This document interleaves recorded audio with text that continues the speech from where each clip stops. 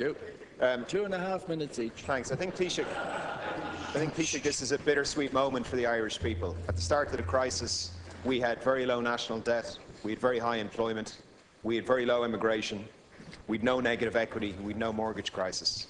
And 5 years later, we have heartbreaking unemployment, particularly for the youth. We have an entire generation that's been financially destroyed. We have very high immigration, the highest level ever. This year, it's continuing to rise. And the losses of professional investors around the world have been shouldered on the Irish people. Billions and billions of euro of the Irish people's money has been paid out in windfall profits to speculative investors over the last number of years.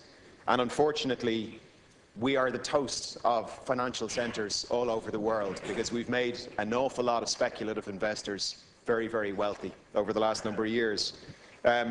So I think today is a bittersweet moment, and I'm glad the Troika is gone. I think we're all glad the Troika is gone, particularly, I have to say, the ECB and the European Commission, because it is those two institutions that led the charge on the Irish people picking up the tab for international financial losses.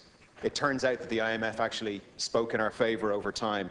So I'm glad they're gone, and I'm glad they're not going to be telling us how to run our country according to an outdated economic outlook. I support your decision not to avail of a precautionary credit line. As the Taoiseach has said, there's about 30 billion in the bank. I believe we have to roll over about 7 billion in national debt, and of course we'll have a deficit somewhere between 8 and 9 billion.